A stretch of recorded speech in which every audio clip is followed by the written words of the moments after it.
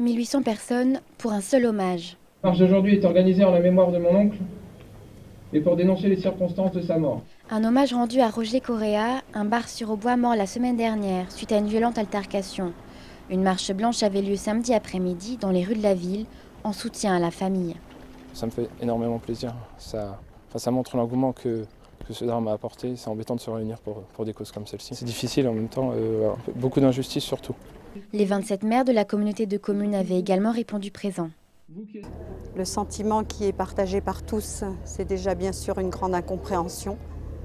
Pourquoi un père de famille tranquille, honnête, qui a mené sa vie de façon exemplaire, doit aujourd'hui mettre sa famille et tous ses proches dans la peine parce qu'il est victime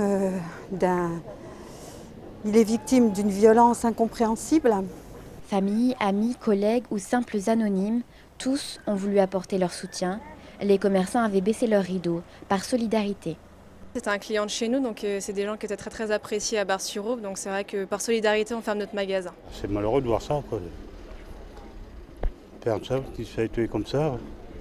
La dernière fois, j'ai failli me faire renverser sur le passage piéton et j'ai dit 2 mots au conducteur et il m'a plus ou moins insulté. Un sentiment d'incompréhension qui domine face à cette violence gratuite, présente même dans des petites villes comme Bar-sur-Aube, ce que regrette fortement le maire de la ville. Depuis quelques mois, il y a à Bar-sur-Aube un climat de violence gratuite, un sentiment d'insécurité et aujourd'hui en plus un sentiment de « on ne risque plus rien ». Et au-delà de la tristesse ressentie face à ce drame, de la colère. Celle par exemple de Brigitte, une collègue de Roger Correa. Les 3 agresseurs présumés ont été libérés après leur garde à vue.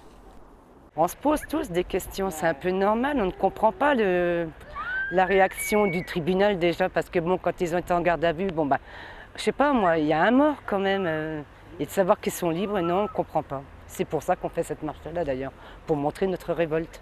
Une information judiciaire a été ouverte. Les auteurs des faits encourent jusqu'à 15 ans de réclusion criminelle.